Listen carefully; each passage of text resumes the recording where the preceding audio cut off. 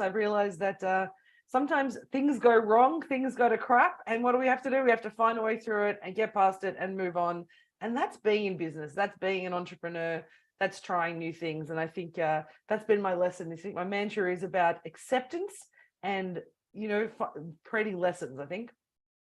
Yes, so good. Do you know, I so agree with you. Some weeks are just crap and things go pear-shaped. But if you can get to Friday and go, I really learned some good stuff from that crap that happened this week, then that's a good thing, right? Exactly. Well, I think we also often forget, we see, and I think social media, and we all love social media for the purpose of business, I'm sure. But we know that it's hard sometimes because everybody only shows up and shows you the great things that happen in their business. Yes. And they never really talk about the stuff that goes bad unless you like, come and join my coaching program and I'll tell you the things that went bad and how to fix it. Don't make me pay to tell me the stuff. Just tell me what went wrong. And I know we did a post yesterday, say, look, we had a hiccup with something this week, but you know what? It happens, and I can't ruminate over it. There's no point in me getting, wading in the kind of muck. It's about saying, okay, well, let's look through, let's identify where the flaws were, let's fix that so it doesn't happen again. And that's a lesson I can share when we do coaching. That's a lesson I can share with any client. I think it's really important that we start being real about what being in business is about. And that's why I love these chats with you on a Friday, because we talk about real stuff, the stuff that really you need to know and understand and lean into when you're a business owner. Absolutely. I, on the other hand, had quite a positive week where I ticked a lot of boxes. And that feels really good. Well, not just me, with my team, we had a lot of team meetings in the various parts of the business. And we were just ticking. And that feels good, because some weeks it feels like you get to Friday and you haven't ticked anything off. It feels like a box ticking week, which is a success for sure. I completely agree with that. But today we're talking about box ticking things we've been talking about for the last couple of weeks, which is how to kind of really set 2023 up for success. I know we're into February, but one of the most important things that we talk about almost every week is how we actually get your marketing strategy to really, enhance your business, support your business, and help your business grow. And I know today you're going to share with us three marketing things or tools or actions that we can take to really get our marketing to fire in 2023. And you know why 3? Because we need a finite number so that mentally it feels manageable. So, for example, bite size. We need bite-size pieces to go forward with. So I'm a really big believer in that, Jenni, is that I could have said, hey, let's just talk about all the digital marketing strategies that you need. And then people would just be like overwhelmed. It's like before they've even heard what they are. So when we go, let's just come up with 3. So of course I could give you 10, but I think let's go the top 3 that I think are super, super important for this year. Do you agree on that though, that it's so much better to give people a number? Oh, 100%. But not only that, you're just demonstrating a really great way to market your business and market tips for your business by simply using this as a title, right? So when you're talking about 3 is a really good number. They talk about 3 being the magic number. 3 is the way that, our brain it's the number of things our brain can really manage at any one time. But what's great about 3 is I can see me doing that first one, second and third one, and then they feel manageable. They don't feel overwhelming, but I can remember them. So 3 is that number that allows people to go, I can do that. I learned this thing this morning. These are the 3 things I'm going to do. These are the 3 things that I heard. It's a natural number. So 100%. Give a number, sure, 5 and 10 if you're reading a long blog or doing kind of a workshop of some form. But if it's that short bite size, post, PDF, all those things that we're going to talk about, 3 is the perfect number. Yeah, I agree. And apparently it is 5 and 7, or is it 7 and 9 for sales? That you have to have the 7 and the 9. Yeah, it's the 7 and the 9, not the 5 and the 7. Those are the 2 winning numbers for that. But for me, it's 3 is great. Bite-sized pieces for snippets of information. So for those listening, try that out on your socials when you're trying to give some little tips, some bite-sized tips. So yes, good. Let's get into number 1 then. And number 1 is collect email addresses. Let this year be the big year for collecting email addresses. The question is, of course, how? And Jenni, interesting that we were just going to be talking about that next week in terms of privacy and what we do with people's email addresses and more once we've collected things. But tell us what you're doing actively to collect email addresses. Well, this is one of those conversations that we had last week, and it's one of because our business is really focused on the consulting arm and not the coaching arm. We've been a bit slack about email collection. I'm going to put my hand up and say it's one of our target things for this year. So we have a couple of PDFs and a call to actions that we ask. When we're doing discovery calls, obviously the advantage of using a Zoom discovery call or getting people to book a time with you, it's an opportunity to get an email and start to building trust with them. But definitely magic PDFs or a sign up form on our website are our two main ones that we use. But we're trialing a few new ones this year with some different call to actions and landing pages just to see how they go. So good, Jenni. And when, for example, we download the Eisenhower matrix or the Do First matrix from your website, do you leave your email address to receive that? 100%. So they're perfect. There you go. Yeah, exactly. So every time we talk about the Eisenhower matrix, it's one of those things that we use. We do the right thing, ticking the box, getting their information. But by doing that, it also allows us to see what they're interested in. So I love having different PDFs. I like having different, because you can actually see what are your clients interested in. And you might have one PDF that fires, and you might have one that's just been sitting there and nobody wants. So you're like, okay, so maybe I need to revamp the copy or the marketing of it, or maybe even the imagery. And I know you shared a lot about that last year in terms of revamping some of the products that you have and the PDFs that you have. Having multiple ones allows us to really ensure we're targeting correctly. Yes. So we have about 15 of those lead magnets, and I use them, for example, one of them in my Facebook cover on my personal and on my business. And so in the graphic for the Facebook cover, it says, click here to grab this PDF. And when you click on it, obviously it just takes you in the caption is where you see the link to grab that. So there's so many different ways to put it out there. Also on your YouTube banner, that's a great opportunity there. You can put a link in. Now, most people would choose to put a link in to their website, but I choose to put a link in to my lead magnet. So I'm constantly getting email addresses. So obviously in your link for your bio on Instagram, you can have it go straight to your website, or you can have it as a lead magnet link. So there's heaps of little ways, as well, obviously, as posting on your socials and in groups and things. But finding those other ways to be collecting them is such a good idea. And we have we've had such a flurry of those around the November, December time for our clients that are product based, and they were doing lead magnets like top 10 gift ideas for kids or something, if they're selling kids gifts. And so boom, there's suddenly another 50 or another 150 email addresses that they've just gained from putting that out there. So yeah, there's lots of different ways that you can do it without it seeming spammy. But I think the key is give something of value to receive that email address in return. And I think I remember there's a podcast I think we did last year about that in terms of the importance of having value. So that having an exchange, if you want to take an email address or get an email address from somebody, which is the best way and the easiest way to grow your business quickly, it's about making sure there's a value exchange. It's not just, hey, sign up and I might send you something. It's here's your gift that you want. Entice them with a gift, entice them with something of value, so that when they feel that there's been an exchange, I can give you access to my personal mailbox, but I just want something valuable that's going to really help me or solve a problem or get me on a path to solve a problem. Absolutely. I love it. On a path to solve a problem. That is perfect. Well, what's in number 2? Number 2 is diversify your social platforms. So I'm going to set a challenge to everyone out there. If your main platforms are Facebook and Instagram, this year be the one year that you try something that's a non-Zuckerberg platform. So maybe it's going to be that you're going to try and grow your YouTube, or maybe you might try and grow your LinkedIn, but it's worth spending some time seeing what else is out there. Perhaps Pinterest is going to be an absolute magic little spot for you. So I think this is a year is a really good one to try one new one. And so many people have all their eggs just in the basket of the metaverse. So aiming for something else is a super good idea. So I'd like to set a little challenge for that. So if you're going to take on the challenge of one new platform, great. But then I want to set a challenge within that. Can it be YouTube Shorts? So if you are already creating Reels, then just open up that app that YouTube app on your phone and post that same reel into YouTube and see what's going to happen. So we've been doing that with our clients for a few months, just testing at this stage.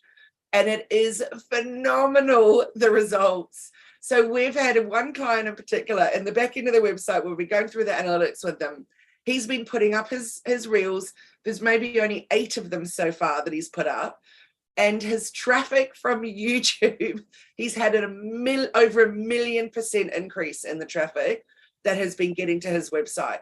It is absolutely extraordinary. So, and he doesn't even have a single other video posted on YouTube, and he doesn't even have a cover banner or anything. He's just put up those shorts, which have been loved.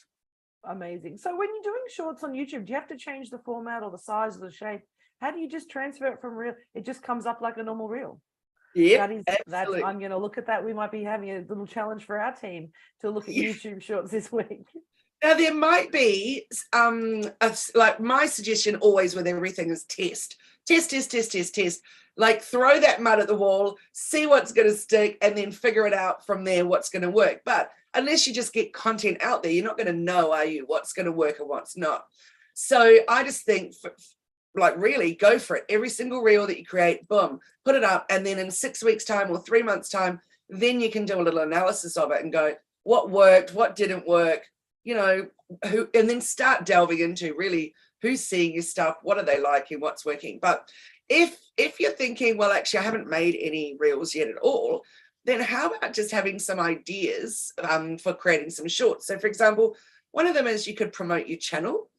So that is like, if you've already got a YouTube channel, promote your actual channel, because otherwise, aside from keywords and descriptions and all that, how are people going to find you? So put a reel on Instagram, promote your YouTube channel, for example, and then put that same one on your Instagram.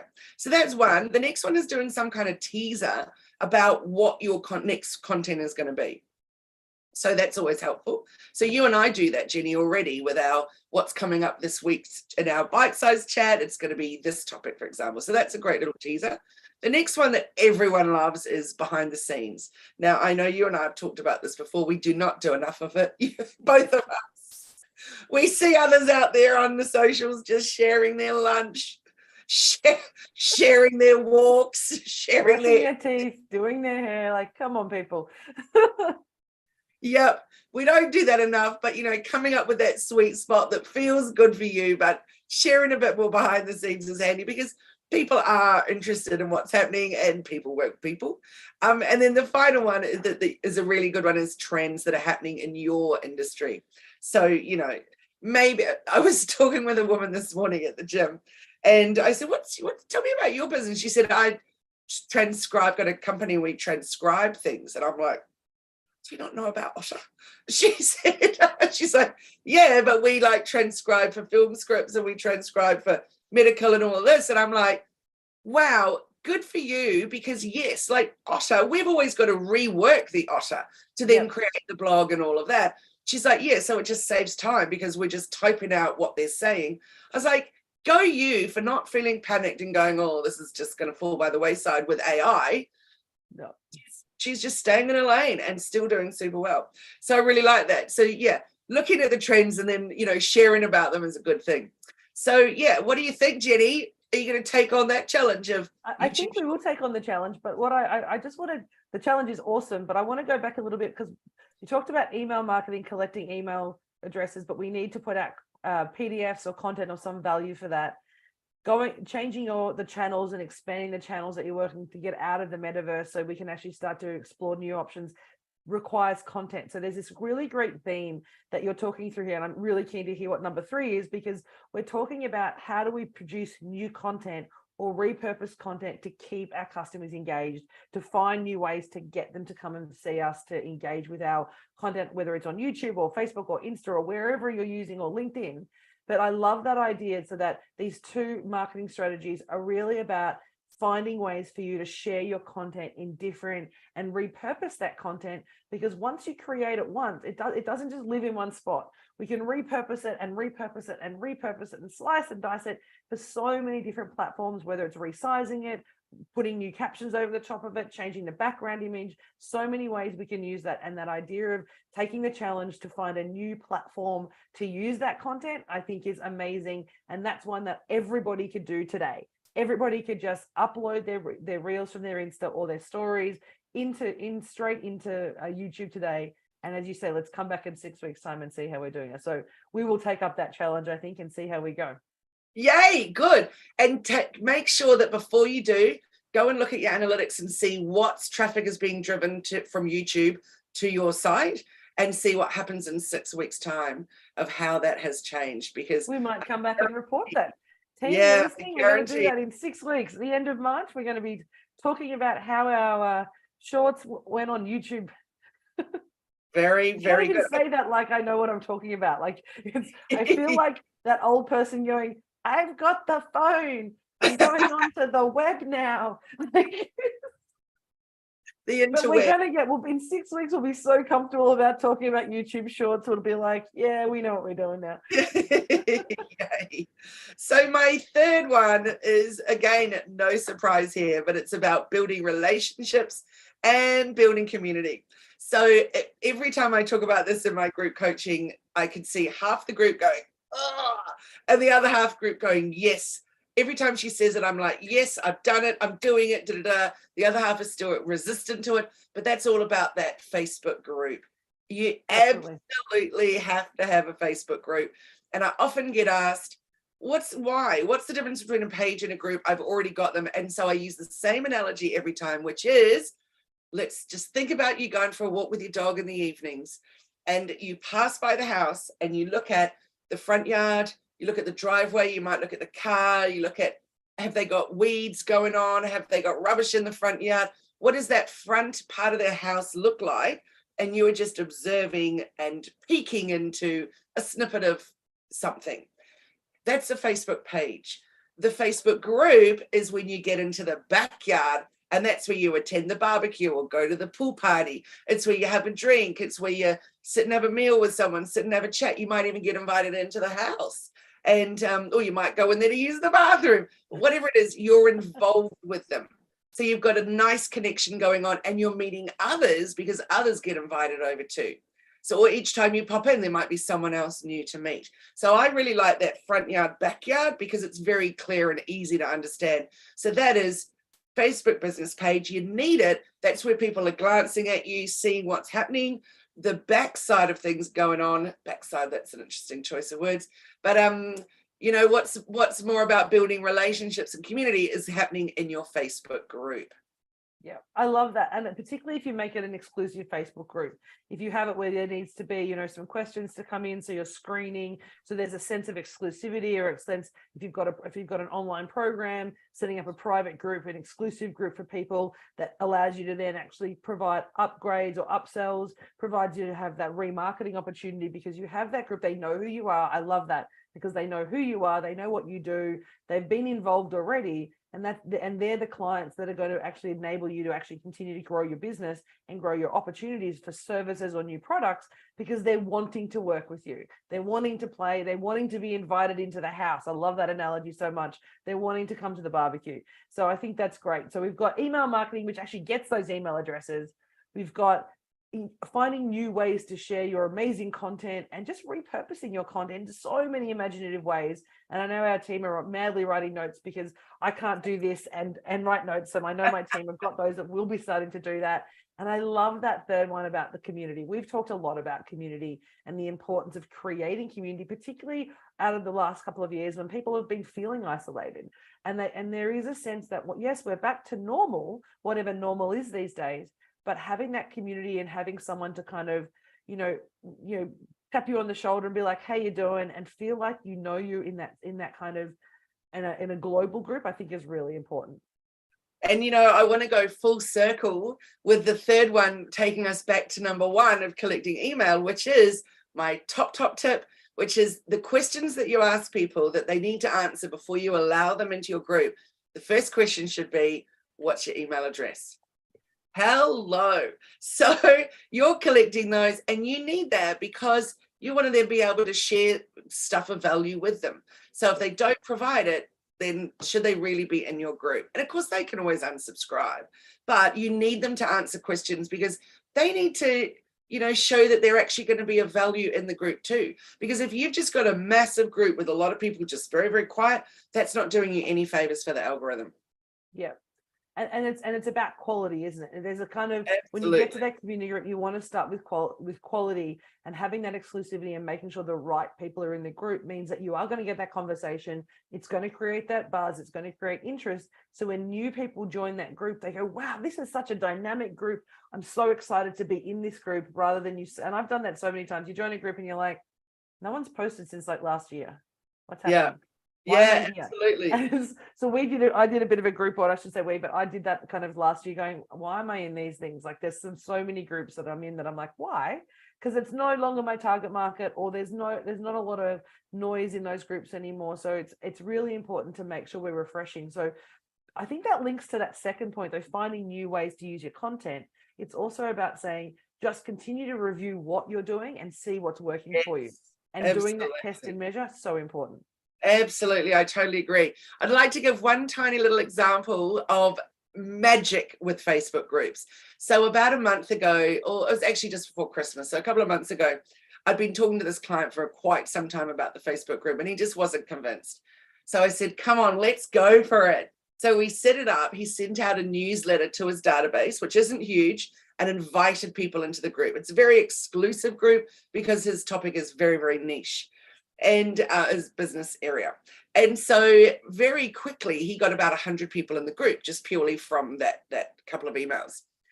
Now, what's happening in that group is blowing his mind, because all of those are previous customers or customers to be, and so it's a good, very, very warm audience already. And so what's happening, because it's a group, there's so much more awareness going on, because when you post in your group, people are going to get a notification that you have, whereas when you post on a page, no one hears about it. So that's already a good start. So what I said to him is, every Monday, post a question and schedule it. So I've got all these graphics already set up. He created the questions. We just turned them into graphics, and we then went and scheduled them in the group for every Monday. So, for example, on the very first question, as I said, it was just under 100 at that point in there. So the first question was seen by 83 people, and it got 26 comments. Now, that doesn't happen on a page that has 100 followers. The very next one, seen by 84 people, 25 comments. And then it's just grown and grown and grown. Not the numbers of people in the group, because he doesn't need that. It's about having the right people in it for him. But the people are totally, totally engaged. So it's just extraordinary. So there you go. It doesn't need to be daunting. You don't need to think, oh God, how am I going to get 100,000 people in my group? You don't want 100,000 people in your group. You want the right people in your group that are actually going to be there for the right reason and engage with you. And when you're talking about, you don't want, thousands and thousands and millions and thousands of followers, it reminds me of I can't remember the name of the gentleman who did it, but he actually wrote a book around essentially the 1,000 followers is the ideal number. And I'm going to have to remember it and find it and come back to it. But it's basically saying that 1,000 people is the right number for your business, because if you have 1,000 fans, 1,000 fans who want to buy everything you need, imagine that if you only have 1,000.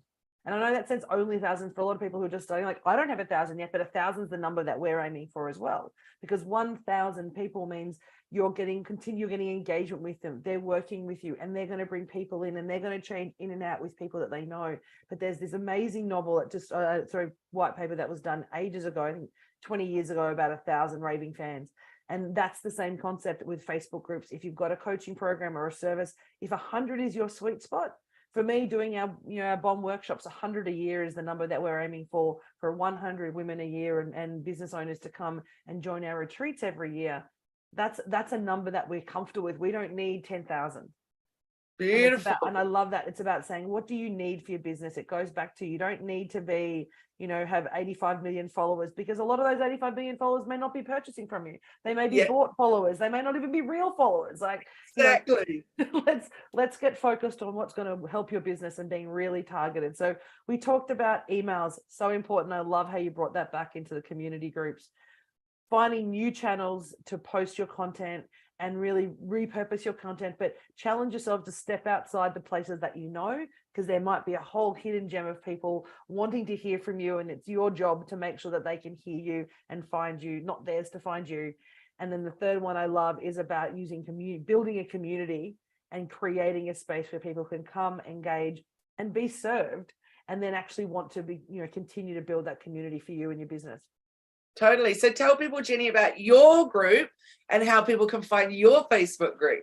So our Facebook group is People, Purpose, Profit. We started it actually just before the COVID pandemic, and it's a place where people can come. We're all about sharing ideas about business. So tips and hints and promoting your business. It's really around giving people an opportunity to showcase who they are and showcase what they can offer for people within that small business. So we've got coaches, we've got, copywriters, we've got medical professionals, we've got photographers, we've got, IT people. It's such a diverse group of people in our group that are really just sharing value and content and letting you know where you can find and connect with them. And what about your group? Your group blows everyone's mind. Your passionate, purposeful women group. Oh, I was going to actually mention the Hello Media group. Oh, yes, that one too. Two groups. So the first one that you mentioned, I just couldn't even get tied with my own group, Positive Passionate Business Women. So we have two groups for that. So there's a general group that anyone can join. And then there's the second group down, that level down from that, which is the huddle, Positive Passionate Business Woman huddle. So that's when you're actually a financial member. So there's lots of things, happening in both. And yeah, people can share about their business. But my tip is don't go promo, just go offer.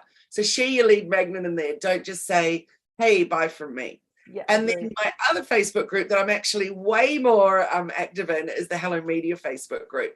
And so you can pop in there and go, I'm actually not really sure how to post a YouTube short. And then one of my team will just answer that for you, or we'll give you a how-to guide or whatever it is. So it's a great place to get advice and get help.